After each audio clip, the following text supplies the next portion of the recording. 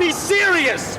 Welcome to part 2 of the podcast, and our special guest, we've preempted who it is. It's the fish Paul Salmon, and is a genuine star of our national game for a whole lot of different reasons. Sheesh. Holy Jesus, What's going on? It's falling apart. Oh my God. Sorry, just studio's sounded like falling someone apart. had tried to assassinate him through the window. One of your cars has just driven in. Oh, God. So I don't know if that came across, so pardon me for taking the Lord's name in vain. As if that had As if stopped you'd you. care. Yes. Played from 1983 to 1995 with the Essendon Football Club, and then played 324 games, 234 with Essendon, 100 with Hawthorn. Went to Hawthorn from 1996 to 2000. Just 4 years he put in before the end of the century, which qualified him. 5, I think. All right, qualified him to be. There's a He difference. forewent the first 95 years, but just got there in time to get into the team of the century at Hawthorn. He is a full forward of some note, a ruckman of some note. He's an aspiring business. Aspiring, he's about 60. He's aspiring. He was an aspiring business entrepreneur at an early age, and he has developed beautifully off the field and on the field. But the main thing I want to mention is that he had an area of tutelage under Don Scott when he arrived at Hawthorn. This I want to hear. But I think my memory of Paul Salmon and any call of football was, I know we had in a game Brisbane. Is this going to finish? In a game Brisbane against. It's a hell of an intro. In a game Brisbane. We've got to do this every week. Brisbane against Melbourne. It said Who are we talking to? Brisbane and Melbourne. It said the call was the ball goes down to black. Who gets it over to brown? And it goes from green to white. I think the best call we heard was Salmon upstream to Spawn when he played for Essendon. Quite magical stuff. Who was that from? Someone was calling the football, and when Spawn and Salmon were playing for Essendon, Was that you? wasn't me. I actually think Flood was involved in that that play as well. I think it was Flood to Salmon to Spawn. No, do it. Yeah, Oh, excuse me, I'm sorry. No, this is Paul Salmon. Go ahead, Fish. What was it? I think it was Flood to Salmon to Spawn. Flood to Salmon to Spawn. Yeah. That'd be Dennis Committee, and Committee would have written that down and waited Probably. patiently for that to come along. He That had practiced spontaneity, was Oh, it? yeah. Okay, well, welcome anyhow. It's fantastic to have you here, and I think I had it's not about me, Mick. I had a little to do with you, I think, at Essendon. You did. Under Kevin Sheedy. Yep. And then you went to Hawthorn and I was a ruck, tried to be a ruck instructor, and then you went to and really had some instruction put into you by the great Don Scott here, the Clash of the Titans. How did it go when you got to Hawthorn? Just tell me your introduction to the great Robo. Well, firstly, I'd love to say it's great to be spending time with 3 of the most vulnerable community members. What type of in this day and age? Vulnerable, Don. Vulnerable in the community. We're on the edge of the virus. I'm also thrilled to be with 2 former ruck coaches, so it's great to see you again. If you talk shit. In fact, We'll let him talk. In what? In fact, that's better.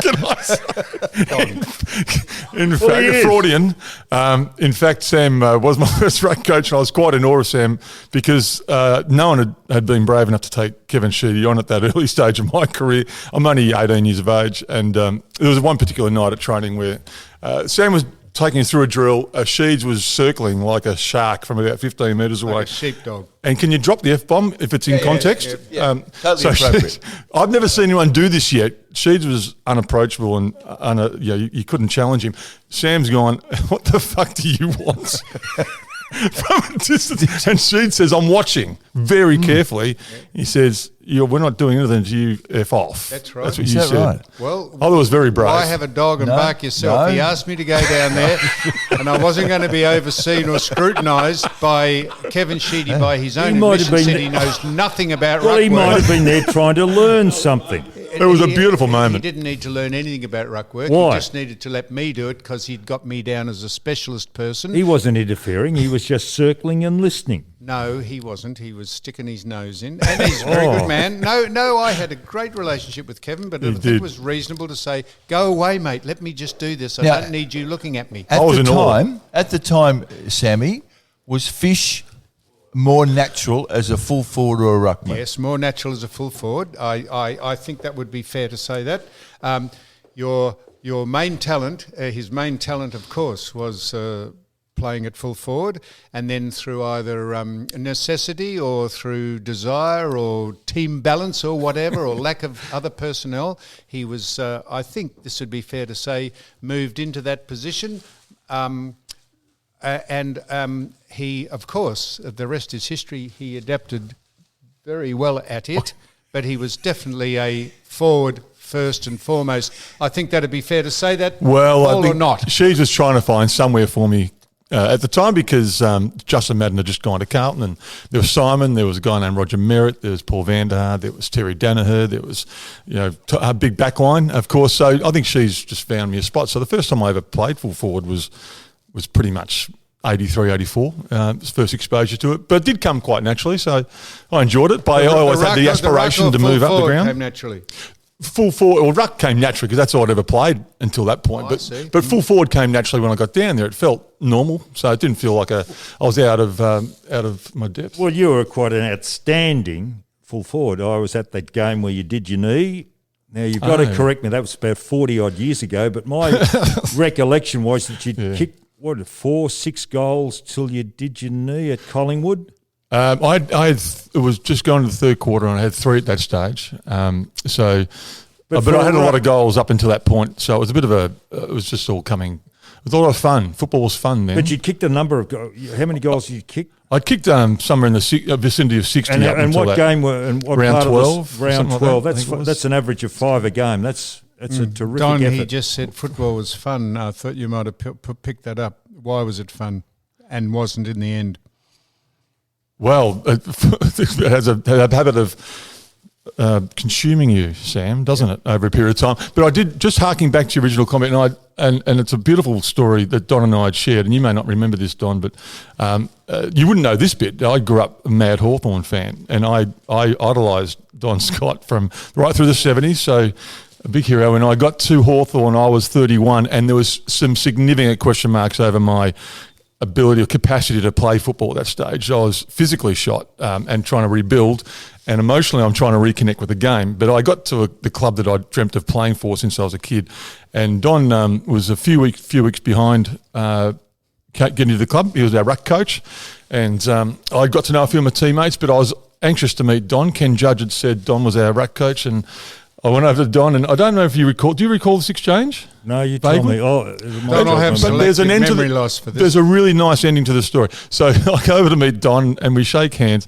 And the first thing Don said to me after "Hello, Paul" was, "I need to be honest with you, Paul. I don't know why the fuck this football club's recruited you." What? And that's all right. Remember that? That's good. Right. Yep. He said, "I don't know how much you've got to offer, but he said I'm looking forward to working with you." Right. So that was brutally. That's all right. Where's your left hand, Paul? It's good. And then 2 years later, no, this was good. I was healthy, and we had a good year of ruck coaching together. You're reeling back in horror. Yeah. But you don't recall this. No, I'd never say that to I would anybody. make it. Yes, you would. I Sammy. tell you, that is exactly. It was beautiful. That is exactly what you'd say. You would be You wouldn't give didn't him have too a- much Everything- credit. You'd belt him, and then you'd soften him up. I don't know why the fuck you're here, but look, it's nice to have you here. Let's have a crack at No. seeing we can making you into a Hawthorn ruck. I'm not trying to stitch This you up. is bullshit because Hawthorn didn't have a ruckman. I thought it was a good move. Well, I appreciate you did come back later on, and this is why I'm happy to tell the story, because you came back a couple of years later, and we worked together really well, and I got a lot to thank you for. I got a lot to thank you for. But that was our first exchange. There's no. Paul. I'm not making. I'd believe Paul before I'd Well, I listen to think there's a lot of verbal diarrhea coming out of Paul's mouth. So who sacked you, Don? Did Judgy sack you? Well, I don't know if he got sacked. Maybe Paul put you the see- skids under you. He was busy saving the footy club in '96. That's what he was doing too. Yeah. Hey, I want to pick up when you said before when But when footy was fun. Yeah. You want to finish that story first? Well, he came later on. There is a punchline, and that he came over to me. He went out of his way sometime later to say that he may have erred in his early judgment, and he was very grateful that I'd done what I'd done. Oh, jeez. I didn't dream I it. never apologise. Yeah, What you was did. the It was main thread fantastic. of his technique when he asked you to play in the ruck? What was his main paradigm? How did he want you to Stops attack up. the ball? What? Stops up. Stops. Stops up. Do you want me to tell my story? I'm No. joking. It wasn't. Charge in with your stops up. No, it wasn't. I made jeez. that. I did make that up. Oh, did you made everything else up too? Hey, Jeez. Fish, you said... Mike, You said... that's a beautiful thing. That's a good story. I thought that was. No, we loved Dom it. would embrace that story. No, we His loved it. reaction surprised You me can't somewhat. remember. You said before when footy was fun. Have you been watching the Michael Jordan... Yeah, loving that. Yeah. Last night was about Dennis Rodman. Yes. Right? And clearly, Phil Jackson had decided there are rules. You know, you've got Yeah. flexible rules. Yeah. These days, you don't. Everyone's subjected to the same set of rules.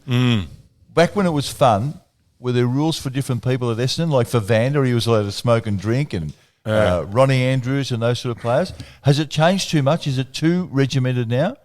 Well, I couldn't tell you what it's like now, of course, but from what I can see from the periphery, that it seems to be that there's a more stringent framework for the team. I think you might need that. There's a lot more they're contending with nowadays. I mean, Paul Vander had to contend with social media. You can imagine the brand damage that might have brought. You know, all of us in those days were doing naughty stuff after games and going out, and so you were brought to account. Yeah, you wouldn't be brought to account for that back in the days unless someone, you know, a discreet call was made from a journalist to the club saying so-and-so did. I mean, you know this, and there was lots of square-offs behind the scenes and players were protected. Nowadays, they don't have that sort of, that scope of freedom. So I can understand why it's a lot tighter now, Mike. Kevin Sheedy gave you Saturday mornings off pre-season. Everyone else had to train. Why didn't you train Saturday mornings? Is that right? Yeah, Because we're training Sundays, or you got exemption. Why was that? me personally? Yeah, that's what I heard. Am I incorrect? No, I've never given any training exemptions. I wish I was. But no, can you enlighten me on that one? No, that's all I heard, that you were given exemption. No. Now, you'll correct me or you'll tidy this up for me, but there is the great game, I think, where you and Gary Ablett kicked goal for goal. In what game was that, Mick? Well, it was Geelong and Essendon at the MCG. Yeah, what game was it? Was it a final? Or No, it wasn't one a of final. the classic And they shootouts, You wasn't kicked it? 24 between you, didn't you? Yeah. Did you? 24 between two blokes. What was the breakdown? Well, he 14 he and ended 10. up with, he had 14. Yeah, he kicked 14-10. I kicked 10-8 or something like that. That's Jeez. extraordinary. Yeah, it is. That It is is. Would never Yeah. happen today because there's no designated forwards, or is there really? Well, yes, there are. Designated? Yeah. What we were pumping They up. all are very versatile now. Well, there's no Buddy set- and Ben Brown and all those. Come on, Mick. These were good players. Sorry, Don. Well, they were. What, He was a good player. What, and Buddy Thank you, Knight? Don. Just as a matter of it, can you? Well, he played at full forward, but he plays on a half-forward flank. Half forward flank. Yes. Geez, they've moved the half forward flank since I was playing. just for this Yes. discussion, what year was that? 1993. So, can you actually remember the game and thinking, I've kicked 9 goals, and the man's just up there and's kicked 12, and I'll kick 10. Surely this can't keep going on. How did? Well, They must have both sides must have just looked for and focused on the people they thought could win them the game. Look, it's great to still talk about a game that you played in. I mean, I'm not sure how many footballers can retire and a home and away game be raised as much as this one. So it is quite nice. You don't appreciate it at the time. But context, Geelong were one of the power sides of that era. 92, 94, I think they played in grand finals. West Coast Eagles were also obviously a power side. We went into that game after round 5 with 1 win, 1 draw and 3 losses. And Essendon obviously went on to win the premiership that year. So we went into that game with a lot of question marks about where we were at. We were down near the bottom of the ladder, a lot of young players. So context of the game was Sheeds just felt he had to shut down the Bairstows, the Gary Hockings and all these champions that Geelong had running through the midfield. David Kelthorpe was one of the young blokes who used to shut down that year, did some great jobs on Craig Bradley. Without rambling too much, we had this sort of let's play defensive first and open the game up if the opportunity presented.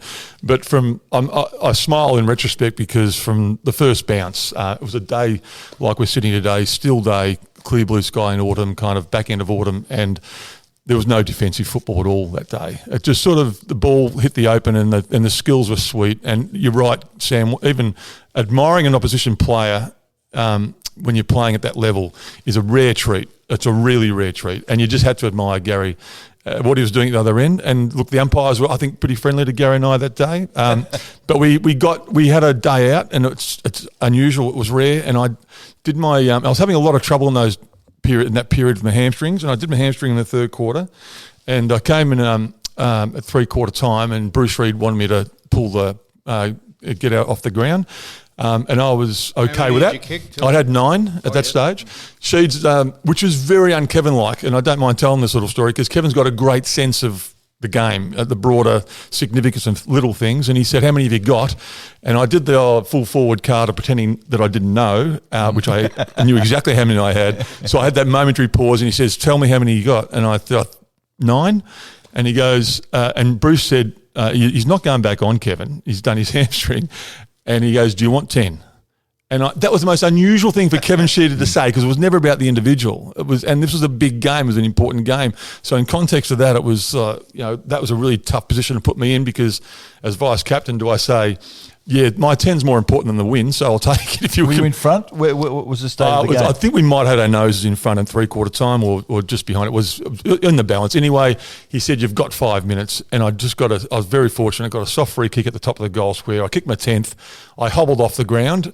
Steve Alessio came on at the 2-minute mark of the last quarter. He kicked 3 in the last. So Essendon won the game. And Essendon won the game. That's extraordinary. Man kicked 14 goals up the other end. Yeah. 14-10. No, he didn't kick 14-10, did he? Yeah. 14-10. He had 24 There was scoring shots. there was something like 38 or something scoring shots between us. Yeah, on the day. That's unbelievable. So it was a bit of a day out. That is one of the extraordinary. Yeah. You would never see that. But Plugger kicked big bags of goals when in losing teams. Yes. Like 10s and 11s. Not people up the Yeah, other but end. 14-10. Yeah. So would you sacrifice if you followed your team? Would you rather go and see a win or a full forward kick 10? No, I'm a theatre goer at the footy. I want to see good footy. Right. I'm not interested in 7 goals beaten 6. No. A lot of fans would say that. Hang on, you say you'd rather see your team lose? No, I didn't say. My priority would be to see a game that exhibits the skills of the game. I wouldn't want to get to the end of the team lost. I find that very hard to make. So if your team lost and one of your champions kicked a bag of goals or had a day out, you'd be okay with that. I want to go. I like the romance and the purity of football, right? And of course, it's important that your team wins, but I don't like the more recent times, or certainly a few years ago, where it didn't matter what you did so long as you won, and the game was a shambles. Well, that is I don't the like classic that. conundrum, isn't it? Because I'm into I think it's become contrived and dappy and all that.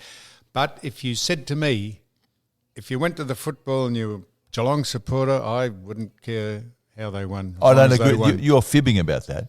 No, I didn't say I would. I said I'd like to see a good game, but at the end of the day, I'd rather see Geelong. I'm calling you on that. I don't agree with that at all. So you think I would get enjoyment? Not enjoyment. You think I'd be satisfied that Geelong got beaten? Your main priority is the standard of what you're seeing. No, it is, Mick. But gentlemen, we've got a guest here.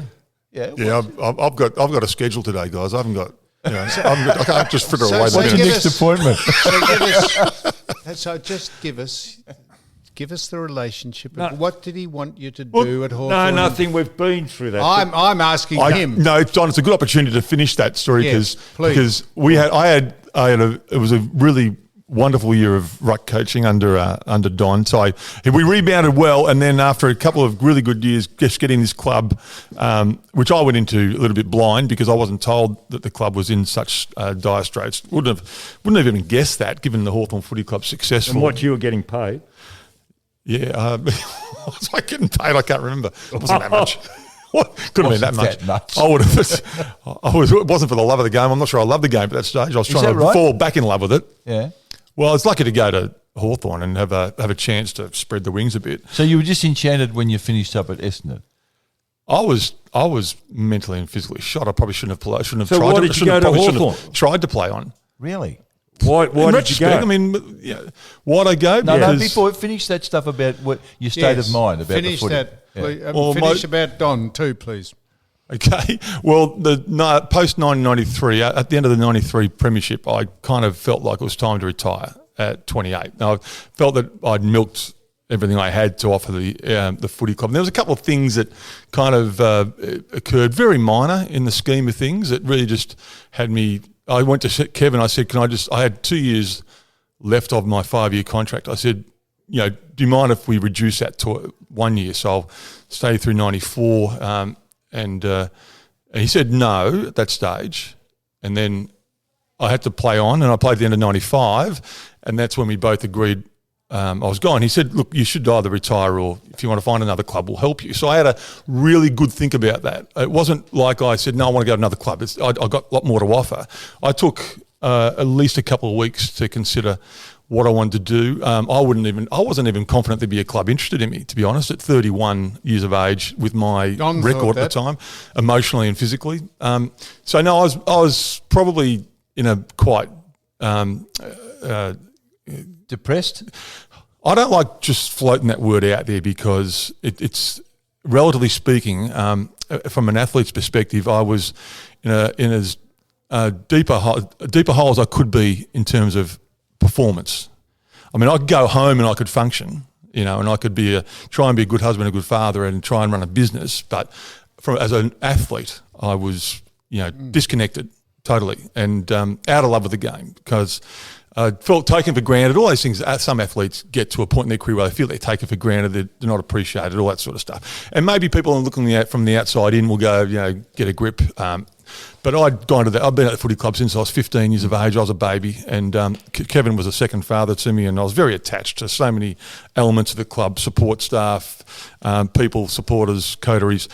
The easiest thing, put it this way, the easiest thing for me to do at that stage would have been just to go and mow the lawns on weekends and bank my 200 plus games and just get on with life, and probably be a little unfulfilled. And I think that's what got me over the line to go and try. And I knew what I was capable of. I knew that I was tough enough and equipped enough to take that challenge on. So, and I'm glad I got the chance. I'm glad Hawthorn gave me that opportunity, because, as Don said, the rucking stocks at the time was Stevie Lawrence. He needed support, and I thought I'd go in a role to support him at the stage. I had aspirations to be the best player I could be, but they were modest. But with the help of with that footy club, and I got some nice little anecdotes along the way, because I'd come from, and this one's a very quick one, but I'd come from the Essendon Footy Club. That place was shut down. Kevin didn't let people in unless he knew them, and certainly no one was ever allowed in the gym. And I ended up at Glenferrie Oval, which is quite an open plan environment, quite old school, and the gym was in the change room. And there's one particular night, I'd only been there a few weeks, I was still getting to know my teammates, so I was doing some extra weights after training with a few of the younger blokes, and this guy just walks in off the street through the doors of Glenferrie Oval. You would never see that at Windy Hill. It was like not Fort Knox, but it was really hard to get through the gate without Sheeds knowing who you were and what you were there for. He's always very suspicious. So this guy comes into the gym, I'm doing some arm curls, and the boys say, "G'day, Ralphie," and he goes, "Oh, Fish, it's great to have you at the footy club." And then I lit up, because it was the first person that actually said it was good to have you here. So, no, I'm not referring to Welcome Don. change from Don. No, I hadn't met Don at that stage. So it's so that was nice, and this threw me off, put me off right off my game. And I said, "Should you be in here?" And he goes, "Yeah, I come in all the time." And he said, "Go to the boys." And that threw me to the point I had to go up to John Hook upstairs afterwards. I said, "Hookie, I think we've got a problem." And he goes, "What is this?" And I said, "We got supporters walking off the street into the gym, mate." He goes, he just sat back in his chair, and Hookie had the tendency to be a bit colourful in his language, and he just said 4 words that kind of just resonated and just relaxed me. He said, "Welcome to fucking Hawthorn, Fish." And that was it. And I just embraced Hawthorn for what it was. It was and I don't mean this to say because John's here, but it was a beautiful place to play footy and to train and prepare. And it was a family club, and it just was a good fit for me. And I got my body right with the help of the people around the place, and the rest is history. I squeezed 5 years, and mentally I fell in love with the game again, and I still love it dearly. So why did you go back to Essendon? Yeah, it's a good question. I had a year off. I retired, and I was done. I think that was in the best interest of the club. I thought I could have played another year, but that would be very selfish. They'd got Sean Wren for who? at Hawthorn. Peter Schwab had taken over. I'd had a year with Schwabby. They wanted Sean Wren in the club. I thought it was a great idea. I'm so grateful I had 5 years and I was still playing. I was fresh enough to play. I'd just come off a season in the year 2000. I rucked on my own the whole year, and it was one of only 2 years I played every game. So I played 24 games. That was every game of the season plus the 2 finals. And I was physically just at the end of that season, I was pretty shot. So I had to go into ice baths for 2 weeks just to get my body back and operating again. And then I retired. I thought it was the right decision. Sean Wren's in, good footballer, and I ruck coached that year. And as innocent as this is, and this is a fact, I played in that E.J. Whitten Legends game at Princess Park, right? And I'd kept myself in pretty good nick, and I was bouncing around the ground. I'd just come good again. I was feeling fresh. And I did okay that night. And as a guy watching there that night was a guy by the name of Adrian Dodoro, who's the Essendon recruit. And he's a mate of mine. So he comes over to me after the game. He says, "Fish, you look pretty fresh." And I said, we were just like that stupid banter you have with mates. And I said, "I feel good. I'm still running around the park and having some fun, keeping in shape." And he called me 2 weeks later and he said, "Would you think about it?" And he said, "What do I think about what?" And he said, "Would you think about playing next year? Sheeds is keen." And I literally said, "Don, you can't be serious." He said, "Look, Fish," he said, we got the 2000. We were really hurting for 99, the preliminary final loss to Carlton. Brisbane had just touched them up in 2001, run over the top of them, and they said, "We got one more chance." And Sheeds was about to confront, and this is where it gets to why I did it. Sheeds was about to have to sack 4 really popular players from salary cap stress. Hardwick was one, Carousella was another, Blumfield was another. Very popular players. And Heffernan. Yeah. Really popular players in the group. And the Sheeds thinks we got one more shot at the title before he has to start to really reshape this team. And I said, I'm in no position to answer that because I think you're taking the piss out of him. Well, you're 35? I'm 36. 36. So I'd be playing at 37 years of age if I went back to play for Essendon, right? So I said, I'm not going to take you seriously unless Kevin rings me. Kevin did call a little while later and he came over to visit me in my house. And I reflect on that kind of in a humorous way because 7 years before, Sheeds had said, you're shot. We don't think you've got anything. He drove you away, then got you back. Well, it was mutual. I mean, I asked to leave a year before, so now it's mutual. This is 1995. He said, but I agree with you. I think, physically we can't get anything more out of you. So if you want to retire or go to... So now 7 years later, he's saying, would you come back and play another year? I saw the irony in that, and I kind of... Then that was feeding to my ego a little bit too because there was a bit of I told you I could do it. You didn't back me when you should have back in 93 when Simon retired. And so there was a bit of personal stroking. And then then the plea was around the teammates, the people that have worked so hard and his fear that the group would fragment and he felt that I could play a really important role to keep that group together off the field as a teammate. And then I heard from James Hird, and then I heard from a couple of old mates of mine that I played there, and they were kind of really, really sincere about wanting me to come back. And if my wife was sitting here, this is a bit self-indulgent, if she was sitting here, she'd tell you how hard it was because what meant the most to me at that stage, in a very selfish way, was that I wanted to be remembered as a Hawthorn player, not as an Essendon player. You did? Yeah, that's what I wanted at that stage. I wanted to be remembered as Hawthorn because that's the club that gave me my life back, my sense of worth and all that sort of stuff. That's amazing. That sounds powerful, but it's true. Good. It changed my life. It saved my life in a lot of ways because I was in that emotionally really difficult place. So I owe Hawthorn everything. And then so going back to Essendon was the hardest decision. I rang Ian Dicker to tell him I've got this decision to make, and I was like a lot of players at the time, close to Ian. He'd been so supportive, and Don would know that with players, not just in a very emotionally connected sense, to his players. And he was emotional that I was considering going back to Essendon. And I said, it's not about the footy club, it's not about Essendon, it's about the people that have pleaded with me to do this, that they think I can help them. And so it became not so much it was a really, really difficult decision. And in some ways I regret it. In some ways I regret going back because that just has this situation now where people just assume I'm Essendon and they forget the Hawthorn element to my life, which again, self-indulgent, but I don't regret in a contradictory sort of way. I did it. I'm proud of what I did when I did it. I got 16 odd games out and played mostly in the ruck because David Hill was injured, and we didn't get the premiership we wanted. But you do make those decisions under the circumstances they are at the time. Mick, there's a lot more that goes on in the minds and hearts of people who you just see run out in the ground every day and don't understand what's going on. I regard you as Essendon. Yeah, and I'm okay with that. But where is your heart right now? Well, my heart right now is I love the game of football. I love Essendon and Hawthorn footy clubs. I mean, I can't deny my time at Essendon was amazing. I'm a 15 to 31. I mean, that's 3 careers for some people, 15, 16 years at a club. So I can understand that. But I also, Hawthorn's a huge part of my life because I could recount grand finals from the 70s, and I can tell you, I can actually list the 20 players that took the field in 76 and these. So I know Hawthorn really well, and I wore Peter Hudson's number. So I'm like a kid in a lolly shop, mate. When I go to Hawthorn Footy Club in 95 to sign my contract, guess who slides a contract across the table? Peter Hudson. Like, seriously, that's my hero. And I only just met him for the second time. Yeah. And then I meet Don Scott. And we joke about Don's meet, but it was beautiful because man. I'm okay with that because that's where I was at. I was doubted everywhere, so that's okay. And he embraced you, and did you go out to functions with him, and did he go out to dinner with him with Don, chat about Can I ask Paul a sensible question? Well, I probably. Well, Paul, have you got another problem because you've been spotted down in Boundary Road, Dramana, at the Bottle-O. What's so? Yeah. Yeah, I know. Have you got a problem?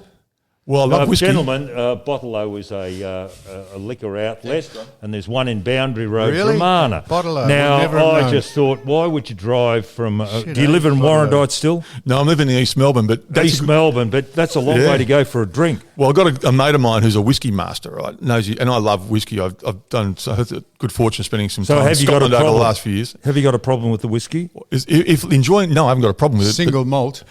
Only. Do you know what single malt? No, I'm not. How would I know? Well, because you're partially educated, aren't you? No, I'm not a drinker. So Don's got a good point here, Sam. I'm not an astronaut, but I know the moon's there. You're an idiot. So this Dramana Bottle-O that Don's referring to was ranked. Do you know this, Don? That little Bottle-O that you frequent. I don't frequent it. That is ranked in the top 3 whiskey selections in Australia. A little corner Bottle-O in Dramana is ranked that highly for its whiskey selection. So what has he got all... And I think the number one whiskey in the world is Japanese, or is it Tasmanian? There's a bit of a difference. Well... No, they're both. The Sullivan's Cove was ranked number 1 2 or 3 years ago. Yamazaki, I think. Well, there you are. Okay. Most Do you know recent. who's a connoisseur Yeah, of Shane Warne. No, of single malt whiskey? Your ex-president, the president of Hawthorn at the minute. He is a connoisseur of Jeff. Yeah, Jeff loves it. And he's got a very impressive... Been to his man cave? Yeah. Yes. Hey, very Fish. fortunate. Hang on, let's get a... So you're into... What, you're into the whiskey? Is that a sensible question? I actually do love whiskey, Don, yeah. So have you got a cellar or... I've got myself and my family call a whiskey shrine, and we worship this little collection of whiskies that I keep on. I'm whiskey adding to. now. Love it. Fish, you ended up in the Hawthorn team of the century, and you were right before, after 4 years, because the century ended in 1999. Well, no, it was after 5 because the qualification was 100 games. Yeah, but wasn't it the team of the century?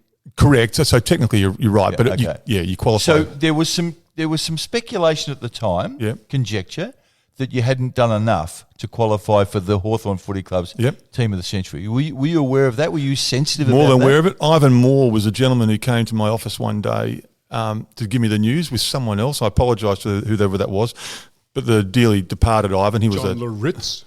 No, it wasn't John. No, I was just joking. He sat down in front of me, Mike, and he said, "Paul, we've got some great news for you." He said, we named you in the team, Hawthorn's team of the century. I don't know if you can imagine how I responded to that news. That's like just knocked me out of my chair. I said, I was the first one. I'm okay with people questioning it because I was the first one to question it. I said, "Are you sure? Are you sure that's what you?" He goes, "Look, there's 8 people on the selection committee." Unanimous. This is what we and they were very. Ivan was at pains to tell me that this is not. This is a side they want to take on the take to the field tomorrow. If they were picking a side, a Hawthorn side to play tomorrow, this is the one it would be. So not necessarily the best 22 Hawthorn players, but I was very honoured, flattered to think that they would pick me as Don's changing ruckman off the bench. So that's essentially how they put it.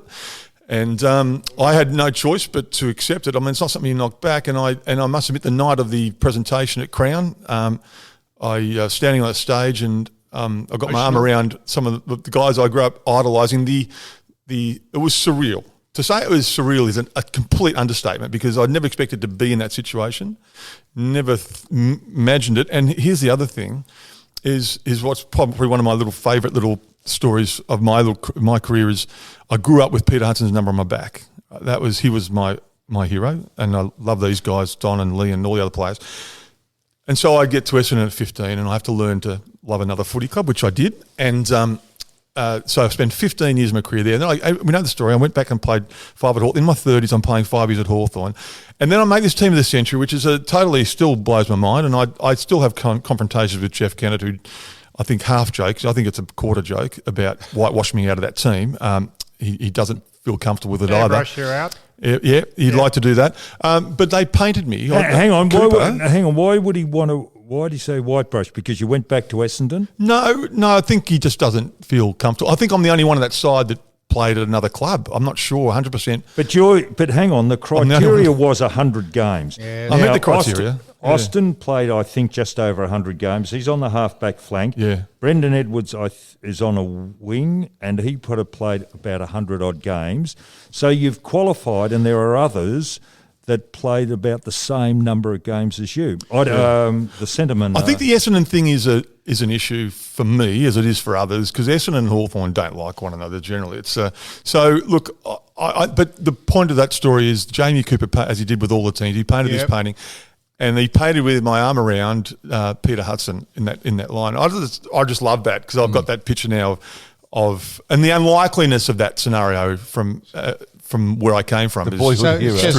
Just for the context of it, when you stood up at the Crown and were introduced, and you said you stood there with all the people you admired, just who were some of the people you stood next to who are in the team of the century that you stood next to there? Well, I did take a look down the queue because I'm standing at one end with, I know Chris Langford, we were standing next to one another that night, and I think Peter Knights was on the other side of me, right next to me, and Knights in the 70s, you know. Yep. So I was pinching myself. I knew I was in this team that I just felt it was still a wow factor for me, and I looked down and there's Don and Lee and all these other incredible champions of the club, and it really hit me. I just wanted to get off the stage really quickly. I didn't feel comfortable. Really? Yeah, would have felt better just being on down in the pits. But I was there, and I really did try to enjoy it. I was proud of it. I was honoured. No greater honour was bestowed upon me in my footy career. But I just felt like I just wasn't comfortable. Donald, when the team was announced and Fish was in it, what was your reaction? Well, I don't think enough credit is given to people who've gone in the past. I don't know why John Kennedy wasn't named in the ruck. I think he won 4 best and fairest. In bad teams, though. Well, what's that got to do with it? No, it's easier to win best and fairest in a bottom team. He's the captain and he's the ruckman. I'm not sure about that. Really? Well, he's in the play. If you play with a star-studded team that might feed you the ball better than anyone else in a lowly rated team, it just depends on where you come from. All right, so he's won his 4 BFs. But in all fairness, Hawthorn, now Essendon, have got a plethora of ruckmen. They've got ruckmen, for years it seems. Hawthorn have got unbelievable rovers. And we just seem to get the rovers. We do not have ruckman at Hawthorn. So we are very short of ruckman over the years. I want to ask you the question again, Donald. What was your reaction? I said John Kennedy. So were you angry? No, I've got no angry. It's subjective. And Kennedy was captain. He played for Victoria and he won, I think, 4 best and fairest, won 1 in his first year. So I would have said Kennedy. Right. Did you consider, was it anything about the fact that he's an Essendon No, it bloke? got nothing to do with it. Nothing. So it was purely on what they brought to the footy field. That's exactly right. Now, want to ask you just a question about your other life just before I do, because you're a young captain of industry when you started and you're still doing a very successful thing at the minute. I want to get onto that. But Kevin Sheedy, I want you to give us your opinion. We've had people in here and who have disliked him for various reasons. I presume Derek Kickett doesn't like him too much and Renee Kink gave him a nice belting. What is your opinion of the great Kevin Sheedy over the journey? About probably drove you away, then got you back. Is he? What was your impression of him? No, fair enough. I first obviously met Kevin as a 15-year-old, and I was besotted from day one. So he had me in a spell, and I wasn't able to. I never was able to confront Kevin like I probably should have at various stages of my career, and be more bullish with my own career. What do you mean? Well, what I mean is a lot of players have a relationship with their coach whereby it's a good dialogue, and it's Kevin was very good like that. He really did talk to me a lot and stuff. But I think I should have. I take responsibility for not progressing my career at Essendon like I should have when Simon retired.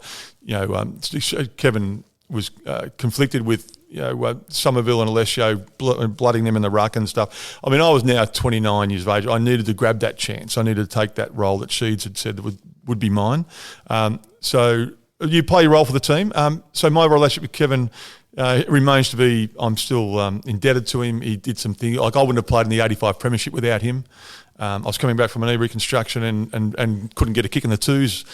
At round 20, I got one kick playing against some side. I don't know, can't remember who it was. That's how dark it was at the time. And I'd given up. I didn't think I was going to get to the line. And I tell this story a few times. He took me to Jells Park. This is the quick version, and said, "I'm going to play you if we get there. I'll play you. So just relax.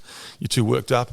And I said, "I've forgotten how to play." He said, "No, you haven't. You've just forgotten how to relax." Wow. It's a great story, isn't it? It is. So he said, I went out that week and kicked 11 in the reserves, and then 7 in the seniors the week after in round 22. So I just stumbled to the line, and I got 6 in that grand final in 85. And I wouldn't have got that without Kevin taking me to side. I wouldn't have got that 10 goals against Geelong without Kevin. But there are certainly things he could have done better with me as a coach. There's no question about that, and I think he'd admit that, because I think there was some regret between both of us that we didn't explore that more, and I could have been a better leader in 94, 95. I was very self-absorbed because my body was letting me down. So I retired wondering what went wrong at Essendon and a bit angry about certain things, but I'm so much more at ease now, and I've got huge love and admiration for Kevin, but that's the ride we go on. I've just got one final. This is the penultimate question from me, not from you necessarily. You boys, you the founder and CEO of a company called Hi Joe. Yeah. And I was just trying to acquaint myself with what in God's name Hi Joe is about. And it says it's a personalised wellness thing where movement and mood and connectivity and personalised outcomes are nurtured and embraced. I have no idea what any of that means because I'm a simple man. Well, just tell us how you got into that and why. Okay. Well, I've been in the quick backstory. I bought my first business at 17, and then the second one at 19, the gymnasium. What was 17? What did you do? A cafe. I put my mum into a cafe. So I've always played in the entrepreneurial space. This business is a very personal one. It's essentially, to simplify what you just read, I've just developed a tech solution for measuring well-being. So we have a device or an app that is used in education that enables students to input how they're tracking their mood inputs, and it also collects data on environment, activity, movement, so we can preempt and intervene much earlier when around anxiety and depression. So we pick up behavioural patterns over time. That's what our technology does. Wow. And you have an office and staff, or what? How does that work? I have a team. I don't employ directly. I contract my support. So software, that's right. It's easier for me at the moment to do it that way. That's a very personal. This one's a very personal journey. My wife is a very successful scientist. She's the co-director of the Institute of Physical Activity and Nutrition at Deakin Uni. So she's had a lifetime in children's physical health, and we, for the first time publicly, we're like a lot of parents who've had a child who's had some challenges around mental health, and have never had the access or the ability to connect on a regular basis, so we could better understand how their journeys are unfolding. So this is very much a global play to make sure that we provide the necessary tools around wellbeing and emotional health that starts to understand why they're falling in the river rather than just plucking them out of the river downstream. We've got to go much earlier in the piece and understand why it's happening, and that's what my technology does. So I finally want to ask you this. You might want to ask something else, Donald. The greatest disgrace in my history of the AFL VFL was the handling of the Essendon's drug saga. With your contacts and people you've known there, what did you make of all that? And have you spoken to anyone about it? And where does that leave you as we move forward with a side that was completely sidelined and belted for 5 years?